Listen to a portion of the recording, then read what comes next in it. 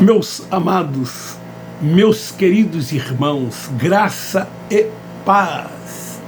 Hoje, terça-feira, dia 30 de janeiro de 2024, quase próximo das 21 horas, eu estou aqui para gravar mais uma pérola da graça de Deus. Como é glorioso, como é maravilhoso este evangelho que nos esteve oculto durante anos e anos.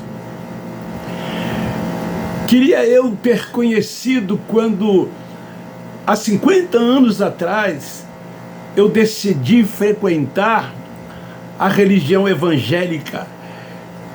Como eu gostaria que o evangelho da graça de Deus, o evangelho do Cristo ressuscitado, revelado a Paulo, tivesse sido nos ensinado. Mas não foi este evangelho que hoje nós conhecemos, mas sim o evangelho da circuncisão. O evangelho que fora confiado a Pedro e todos os outros apóstolos para que fosse ao mundo de Israel e anunciassem tão somente aos judeus, que eram transgressores da lei, que eram pecadores, como o próprio Paulo afirma em Romanos 3:23, que todos eles pecaram e foram destituídos. E então, a religião evangélica, que herdou isso do catolicismo romano, dos tais pais da igreja, como Constantino, como Augustino, como o próprio Lutero, né, que fez a reforma protestante, nos anunciou esse evangelho da circuncisão. O evangelho que é pregado ainda dentro das sinagogas, como eu disse na minha última mensagem, porque lá não passa de uma sinagoga. E eu preguei na última mensagem, porque nós deixamos a sinagoga, porque o evangelho deles é o evangelho da circuncisão, é o evangelho de obras, de autojustiça, é um evangelho de fardos, de julgos, é um evangelho de preceitos de homens, é um evangelho de rudimentos, de achismo. É um evangelho que as pessoas são alimentadas com leite, são constantemente meninos, porque eles pensam, agem e crescem como menino. Não se tornaram adultos, não chegaram ainda a ser espirituais. Portanto, são carnais. É assim que Paulo se refere a eles. Mas, contudo, eles não deixam de ser nossos irmãos. O véu está apenas posto sobre o rosto de cada um deles. Mas eu quero crer, como o véu foi tirado do nosso, um dia, quem sabe, poderá também ser tirado do rosto de cada um deles. E aí, então, eles passarem a enxergar esta pérola da graça de Deus e começar a se alimentar desse alimento sólido, dessa sã doutrina, dessa palavra da verdade que liberta. Nos dias do Cristo Nazareno, ele já dizia: conhecereis a verdade e a verdade vos libertará. Era dessa verdade que fora confiada a Paulo que o Cristo Nazareno estava falando, estava se referindo.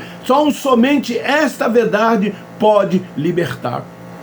Porque o Nazareno veio para tirar de sobre os judeus o jugo da lei. Por isso que disse: ide ao mundo de Israel e pregai, para que eles possam crer. O crer ali era na mente, era no entendimento. E uma vez eles crendo, eles estariam livres da grande tribulação e do juízo que veio sobre eles no ano 70. Então o tema de hoje é: por que a religião evangélica continua pregando o evangelho da circuncisão? Se o Nazareno disse isto, que está escrito em Mateus capítulo de número 10, a partir dos versículos 5,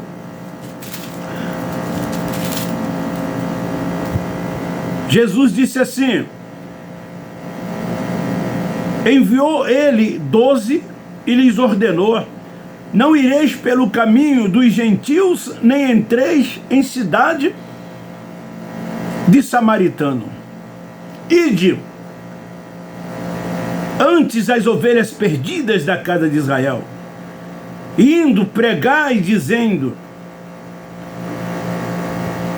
o meu reino está próximo. E deu uma determinação a eles: curai os enfermos. Enfermidade, dentro da cultura judaica, era tido como pessoas endemoniadas. Que esse evangelho da circuncisão diz que pessoas endemoniadas são pessoas que estão possessas, que estão possuídas por esse ser Satanás, que eles dizem ser espiritual, que afirmam eles que ele existe, quando na verdade Satanás, como ser espiritual, ele não existe. A palavra Satanás significa opositor, aquele que é contrário. Por isso que Jesus, ao se dirigir a Pedro, ele disse: para trás de mim, Satanás. Pedro era apóstolo dele, mas naquele momento Pedro estava sendo contra o ministério de Jesus, contra a sua morte, porque Jesus disse que ia morrer, e Pedro não queria que Jesus morresse. Ele não estava entendendo por que Cristo veio. Ele veio sim para morrer, para derramar o seu sangue pelos judeus, morrer por todos eles. Por isso que João Batista disse: eis o Cordeiro de Deus que tira o pecado do mundo. O Cordeiro iria morrer como ele morreu. Derramou o seu sangue para que os judeus fossem salvos, fossem libertos da lei. Então ele cumpriu a lei, e dizendo: está tudo consumado. E então, queridos, eu quero ler em Gálatas capítulo 2, versículo 7. Pelo contrário, viram que o evangelho da incircuncisão me fora confiado. A quem? A Paulo. Como a Pedro, o da circuncisão. Quem é que confiou a Pedro o evangelho da circuncisão? O Cristo Nazareno. Fora ele que confiou a Pedro e aos outros apóstolos. E qual o evangelho que fora confiado a Paulo? O da incircuncisão. O evangelho da graça de Deus. O evangelho da revelação. Essa pérola que nós hoje conhecemos.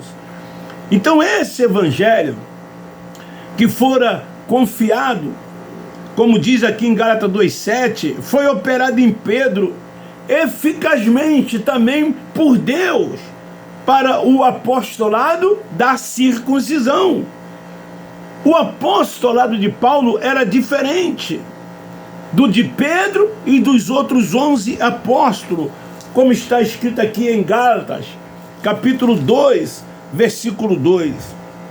E subi por causa de uma revelação, e lhes expus o evangelho que prego entre os gentios, mas particularmente aos que pareciam ter maior destaque, para que de maneira alguma não corresse ou não tivesse corrido em vão. Esse evangelho que Paulo diz que subiu por uma revelação e expôs esse evangelho que fora pregado entre os gentios, particularmente aqueles que ele tinha em estima, para que de maneira alguma eles não corressem em vão. Então a razão pela qual Paulo foi expor o evangelho que Pedro pregava e os demais apóstolos devia-se ao fato deste evangelho ser um evangelho novo, diferente, que era ignorado por eles. Eles ignoravam o evangelho pregado e anunciado por Paulo o apóstolo, que era o evangelho da graça de Deus.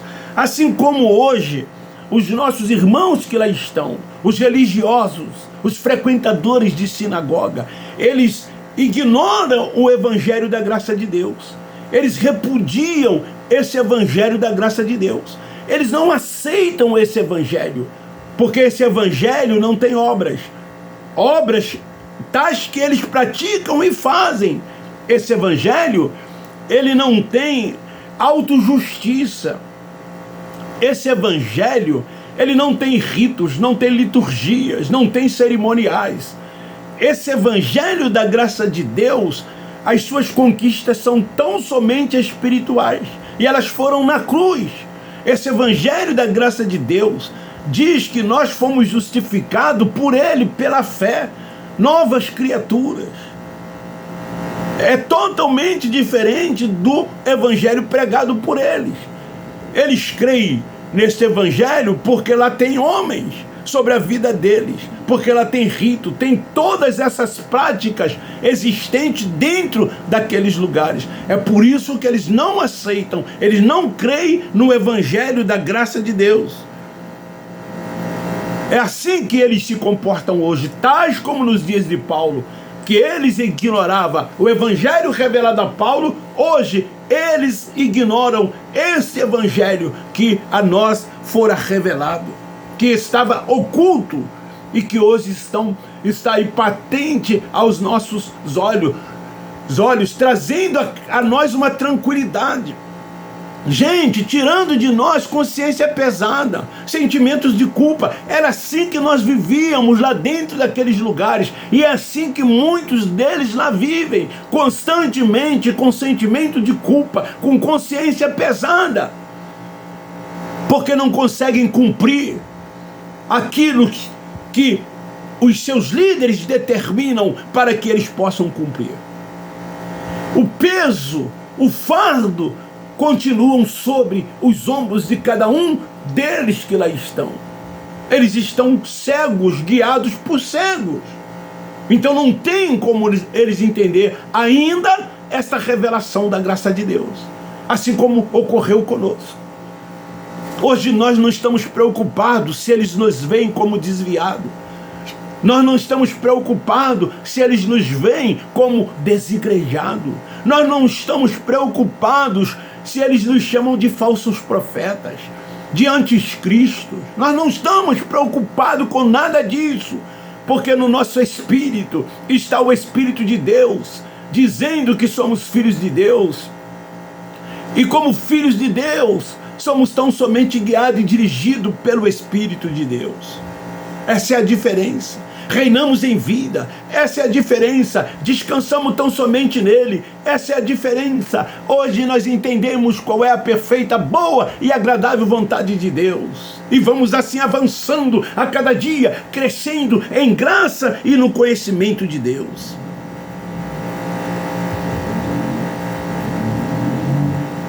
Se a gente lê Efésios capítulo 3, dos versículos 1 ao 9, e eu recomendo que depois você faça a leitura, e você comparar com Gálatas 1:1 e versículos 11 e 12, você vai conseguir entender, você vai conseguir compreender com mais facilidade esse evangelho que fora revelado a Paulo.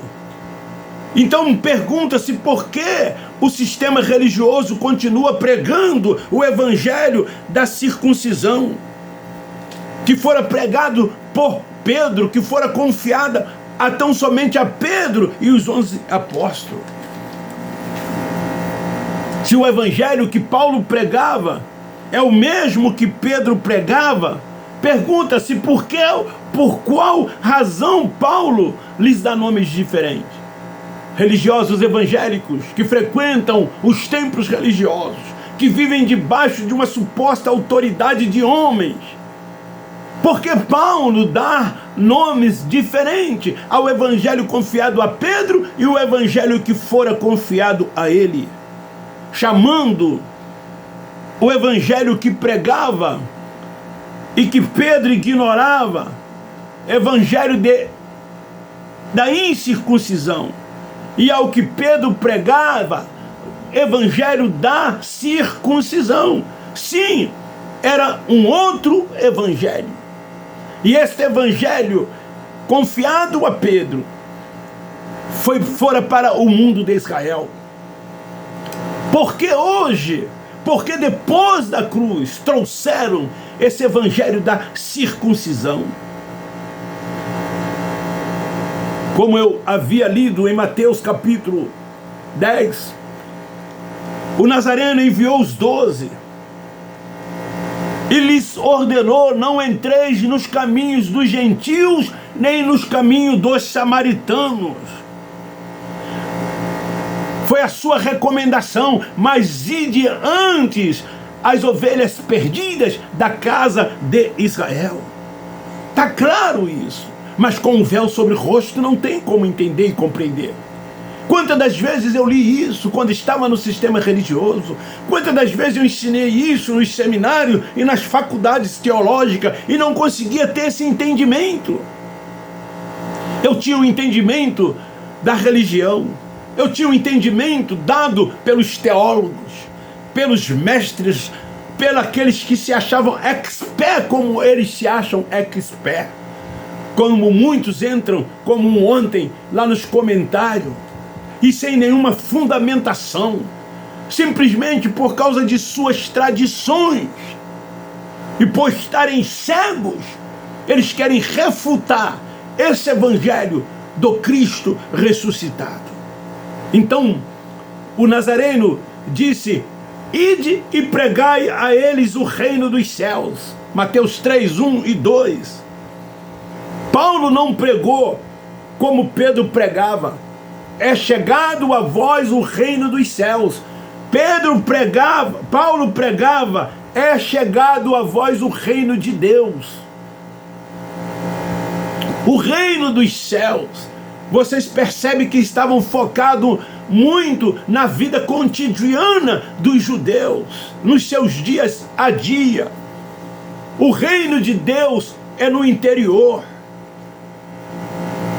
é na mente, é dentro de nós que está o seu reino. Por isso que nós reinamos em vida.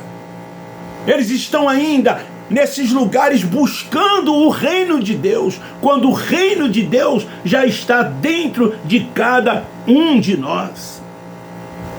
Então, em Atos dos Apóstolos, capítulo 28, versículo 31, Paulo fala do reino de Deus, que não é necessariamente o mesmo que o reino dos céus.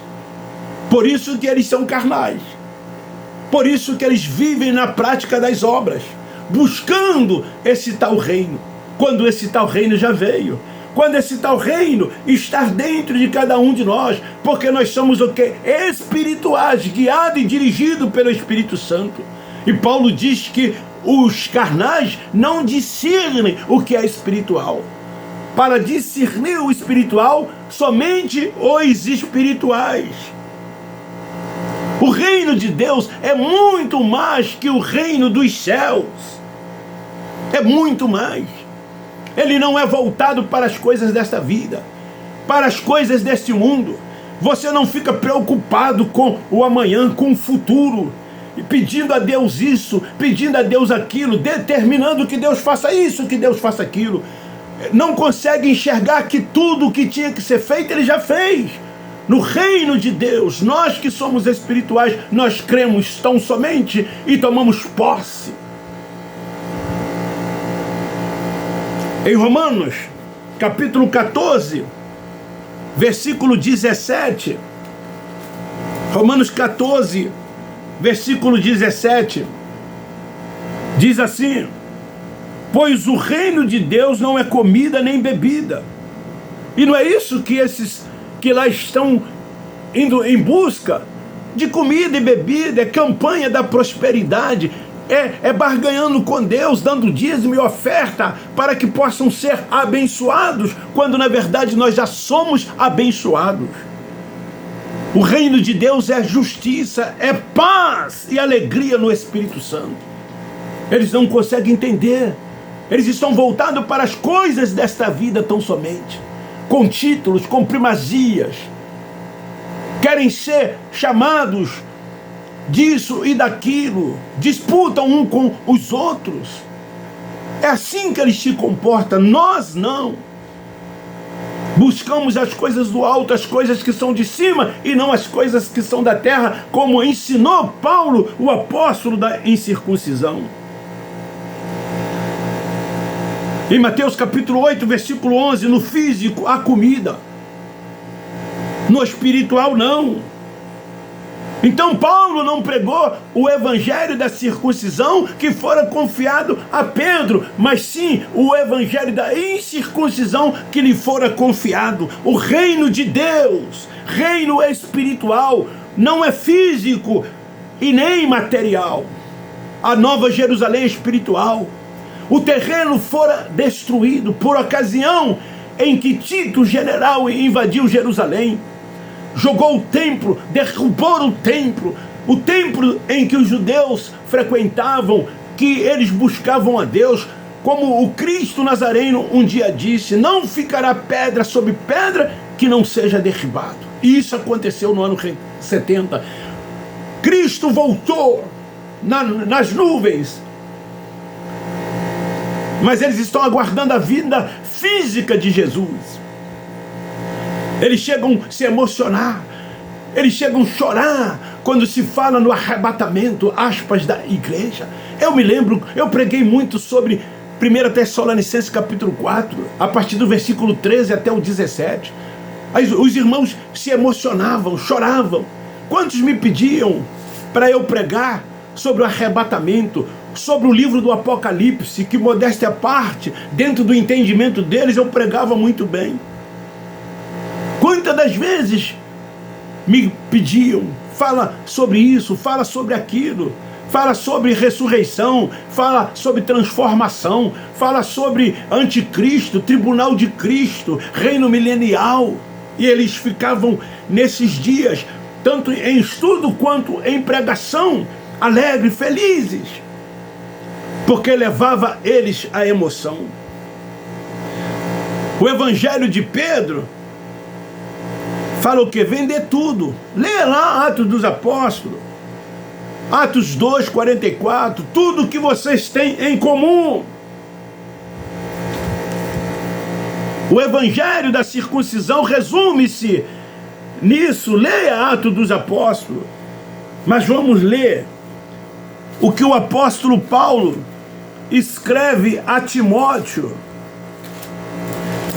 no capítulo 6, primeira epístola, versículo 17. Olha o que Paulo diz: manda aos ricos deste mundo que não sejam altivos, nem ponham a esperança na incerteza das riquezas, mas em Deus, que abundantemente nos dá todas as coisas para delas gozarmos. Isso é por fé, nós tomamos posse. É assim que nós vivemos. É o reino de Deus, é o espiritual. O carnal não.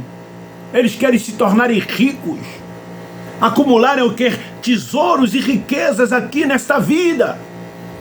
Tem muitos templos aí que aos domingos, vai no estacionamento para você ver, são carrões e mais carrões. Muitos líderes têm helicópteros. Tem um que dizem que ele tem 5 no hangar dele. Tem lanchas. Enquanto os filhos de Deus estão trabalhando para dar 10% para ele, muitos deles estão nas suas lanchas, nos mares desse Brasil afora, se deleitando, porque 10% é muito dinheiro. Oferta em cada reunião é muito dinheiro. E Paulo então diz: mandam a eles que não sejam altivos, que não ponham uma esperança e incerteza nas riquezas, mas volte-se para Deus, que abundantemente vos dá todas as coisas. Nós tomamos posse, já somos abençoados, já somos curados, já somos guardados, já somos protegidos. Tudo posso nele que nos fortalece. O Deus de paz supre todas as nossas necessidades. O morrer é ganho, o viver é Ele. É assim que os que andam por fé vivem, firmado nessa certeza, nessa convicção. Ainda em 2 Coríntios, capítulo 12, versículo 14, ou 14 como queira, o apóstolo da incircuncisão, ele diz assim, capítulo 2, versículo 14: mas graças a Deus, que sempre fez triunfar em Cristo, e que por meio de nós manifesta em todo lugar o cheiro do seu conhecimento. É isso que nós, da graça de Deus, crescemos em graça e crescemos no conhecimento de Deus. Os apostolados, tanto de Pedro quanto de Paulo, são distintos, como está escrito em Gálatas capítulo 2, versículo 8. Então esse evangelho pregado ainda hoje fora dado a quem? A Paulo? Não, fora dado a Pedro, confiado pelo Cristo Nazareno, e os 11 outros discípulos. Esse evangelho pregado nas sinagogas hoje não fora dado a Paulo, o apóstolo da graça de Deus, que recebeu por meio de revelação um evangelho diferente. Então Paulo fala desse evangelho que ele pregava, desse evangelho que ele anunciava. E ele era questionado. Aquele período transitório foi um período difícil para Paulo, o apóstolo, assim como está sendo nos dias de hoje para nós que recebemos dele o entendimento, pregar e anunciar essa pérola da graça de Deus. Eles nos afrontam, deixamos de ser seus irmãos, muitos nos odeiam, nos olham com olhar diferente, nos discriminam. Como eles são donos dos céus, eles tiram de nós os céus. Mas nós não estamos nem aí, porque sabemos que não somos isso que eles dizem que somos, e nem isso que nós vemos quando olhamos no espelho. Nós sabemos que somos um espírito revestido de carne e sangue, e a carne e o sangue, a alma, vai para a sepultura, para o inferno, para o lugar dos mortos, e de lá nunca mais vai subir. Mas o espírito que está em nós, esse volta para Deus, porque foi de lá que o nosso espírito veio. Nós estamos tranquilos. Nós estamos tranquilos, certos do que cremos, certo do que somos. Não é esse evangelho que Paulo pregou, que Paulo anunciou. Não é esse evangelho das sinagogas que Paulo anunciou. O evangelho das sinagogas é o evangelho de Pedro. É o evangelho dos outros 11 discípulos e tantos quantos outros foram feitos discípulos. É o evangelho da circuncisão. É o evangelho para o mundo de Israel, que Cristo ordenou que fosse pregado para os pecadores, para os transgressores da lei, que estavam destituídos e precisavam de se reconciliar. Precisava de um Salvador. Precisava de que o Redentor, o Cordeiro de Deus, derramasse sangue para que eles pudessem serem salvos. Mas nós não. Os gentios remanescentes estavam firmados em Abraão, pai na fé, justificado pela fé, novas criaturas. Então há uma diferença muito grande do evangelho pregado e anunciado por Pedro e os 11 do evangelho anunciado por Paulo. Então esse é o tema de hoje. Por que a religião continua pregando o evangelho da circuncisão? Por que eles continuam? Nós sabemos por quê. Como Paulo nos seus dias dizia: eu oro a Deus para que lhes dê entendimento. Eu imagino como Paulo sofreu, como Paulo foi perseguido. De perseguidor se tornou perseguido. Os judeus os perseguiam, porque ele anunciava o evangelho, o outro evangelho, o evangelho da graça de Deus. Que evangelho maravilhoso! Poxa, meu Deus do céu, quanto tempo eu perdi, quantos tempos nós perdemos sendo comandado por homens, se subordinando a eles, fazendo a vontade deles, pensando que estava fazendo a vontade de Deus, agradando a homens, indo em busca de títulos. Uma pessoa se convertia, queria logo ser auxiliar de trabalho, aceitava ser porteiro, tomar conta de estacionamento, limpar os templos para ser visto pelos pastores, e aí galgando, depois vai ao diaconato. E no dia de ir para o presbitério, isso no pentecostal, na tradicional não tem, a não ser na igreja presbiteriana. E depois a pastor, meu Deus do céu, eu fico vendo quando um deles é consagrado a pastor, a festa que eles fazem, dão carteirada, fazem questão de serem chamados de pastores. Se os chamar tão somente pelo nome, eles te repreendem. Isso já ocorreu comigo, nenhuma, nem duas vezes. Depois, eles criaram o apostolado, trouxeram também o apostolado para depois da cruz. Aí um vai, põe a mão sobre a cabeça do outro e diz: agora você não é mais bispo, agora você é apóstolo. E assim eles estão indo. Eu espero estar vivo, porque vai chegar o momento do título deles de semideus, porque na prática eles já se sentem semideus, são donos dos céus, mandam Deus fazer isso, mandam Deus fazer aquilo. Eles abençoam e eles amaldiçoam. Eles querem serem honrados. Eles dizem que o povo tem que obedecer a eles em tudo. Obedecei os vossos pastores em tudo. Dá nojo essas convenções, esses ajuntamentos, as bajulações. Muitos deles, para chamar a atenção, gostam de chegar depois que já começou, para atrair a atenção dos que ali estão para eles.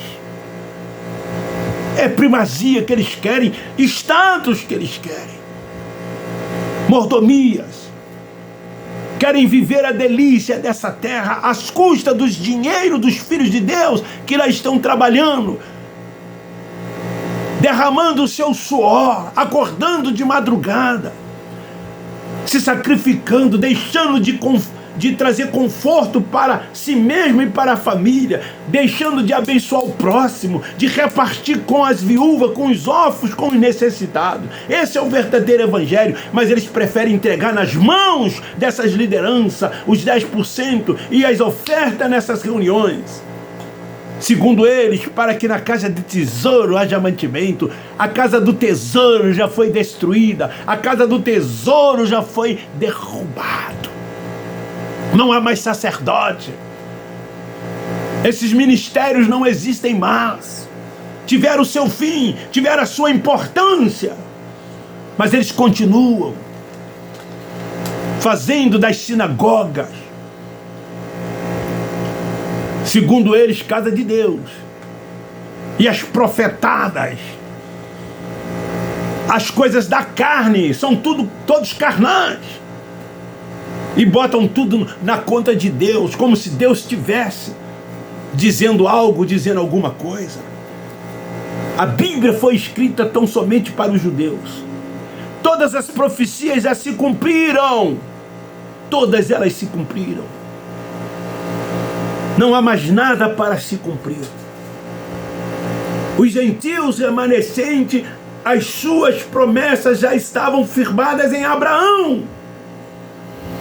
E depois da morte do Cristo Nazareno, que veio buscar e salvar as ovelhas perdidas da casa de Israel, que cumpriu a lei e disse: tetelestai, está tudo consumado, morreu, mas ressuscitou. apareceu a alguns ainda em forma corpórea, mas depois foi assunto aos céus em espírito. O próprio Deus e as nossas conquistas daqueles que não eram judeus foram na cruz. Espirituais as suas conquistas. Eles não entendem isso, não conseguem entender. Então eles preferem viver nas práticas das obras, buscando autojustiça. Todas essas coisas que eu acabei de dizer. Eu ultrapassei 35 minutos. Me desculpe aí você. Assista aos poucos, mas não deixe de assistir na totalidade, na íntegra, não. Por favor, dê like. Eu quero agradecer. A minha última mensagem ultrapassou de 1.300 visualizações. Divulgue, compartilhe, me ajude a fazer o meu canal crescer. Eu não estou preocupado com dinheiro, não é isso que eu quero. Eu quero que os nossos irmãos, porque todos nós somos irmãos, eu não sou pastor de ninguém, como ninguém também é seu pastor. Somos todos irmãos. Eu quero que os nossos irmãos sejam alcançados por esse entendimento, que vivam como nós vivemos essa liberdade no Espírito, que deixem de serem explorados por esses homens que Isaías os chama de cães gulosos, que o Cristo Nazareno os chamava de lobo devoradores, e o apóstolo da graça de Deus de inescrupulosos e gananciosos. Beijo no seu coração, um forte abraço. Eu não posso deixar de dizer para eles, os nossos irmãos, nós da graça de Deus amamos vocês.